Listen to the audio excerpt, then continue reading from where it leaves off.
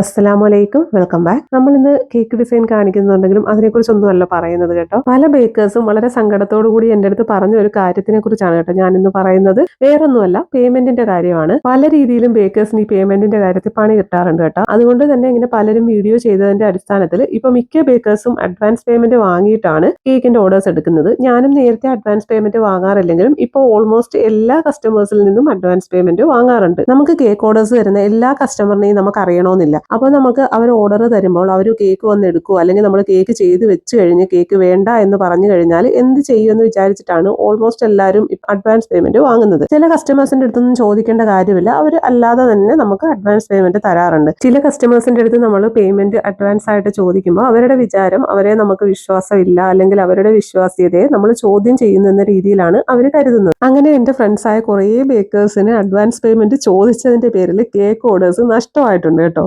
നമുക്കറിയാത്ത കസ്റ്റമേഴ്സ് മാത്രമല്ല കേട്ടോ നമ്മളിങ്ങനെ പറ്റിക്കുന്നത്, അറിയാവുന്ന ആൾക്കാർ നമ്മളെങ്ങനെ പറ്റിക്കാറുണ്ട്. അറിയാവുന്ന ആൾക്കാർ ഇതേപോലെ പേയ്മെന്റ് തന്നില്ല എന്നുണ്ടെങ്കിൽ നമ്മൾ അവരുടെ അടുത്ത് ചോദിച്ചിട്ടും അവർ തന്നില്ല എന്നുണ്ടെങ്കിൽ നമുക്ക് അവരുടെ അടുത്ത് മുഷിഞ്ഞ് സംസാരിക്കേണ്ടി വരും. അപ്പൊ അങ്ങനെയുള്ള സാഹചര്യങ്ങളൊക്കെ ഒഴിവാക്കുന്നതിന് വേണ്ടിയാണ് എല്ലാവരും ഈ അഡ്വാൻസ് പേയ്മെന്റ് കൃത്യമായിട്ട് വാങ്ങുന്നത്. അല്ലാതെ നിങ്ങളുടെ ഇത് നേരത്തെ പൈസ വാങ്ങിച്ചു വെച്ചിട്ട് ഞങ്ങൾക്കൊന്നും നേടാനില്ല, അതേപോലെ തന്നെ ഞങ്ങൾ അധ്വാനിക്കുന്നതിന്റെ പൈസ നിങ്ങൾ കൈ വെച്ചിട്ട് നിങ്ങൾക്കും ഒന്നും നേടാനില്ല. പിന്നെ ഇതിനെക്കുറിച്ച് ബോധമുള്ളവരടുത്തല്ല ഞാൻ പറയുന്നത് കേട്ടോ. ഇതിനെക്കുറിച്ച് ഒരു ബോധവും ഇല്ലാത്ത കുറച്ച് ആൾക്കാരെ ഉദ്ദേശിച്ചുകൊണ്ട് മാത്രമാണ് കേട്ടോ ഇങ്ങനെ ഒരു വീഡിയോ ചെയ്തേക്കുന്നത്. ഈ ഒരു പ്രശ്നം നമ്മുടെ ബേക്കേഴ്സിന് മാത്രമല്ല കേട്ടോ. ഈ അടുത്തിടയ്ക്ക് ഒരു മെഹന്തി ആർട്ടിസ്റ്റ് മെഹന്തി ഇട്ട് കഴിഞ്ഞ് കസ്റ്റമറിന്റെ അടുത്ത് പൈസ ചോദിച്ചപ്പോൾ അവർ ഹാഫ് പേയ്മെന്റ് മാത്രമേ കൊടുത്തുള്ളൂ, ഫുൾ പേയ്മെന്റ് കൊടുത്തില്ല. അങ്ങനെ ഒരു കാര്യം പറഞ്ഞിട്ട് ഒരു കുട്ടി ഒരു വീഡിയോ ചെയ്തിട്ടുണ്ടായിരുന്നു കേട്ടോ. അത് കണ്ടപ്പോൾ സത്യം പറഞ്ഞ സങ്കടമാണ് തോന്നിയത്. അപ്പൊ ഇതേപോലെയുള്ള സിറ്റുവേഷൻസ് ഒക്കെ ആർക്കെങ്കിലും വന്നിട്ടുണ്ടെന്നുണ്ടെങ്കിൽ ഒന്ന് കമന്റ് ചെയ്യണേ കേട്ടോ.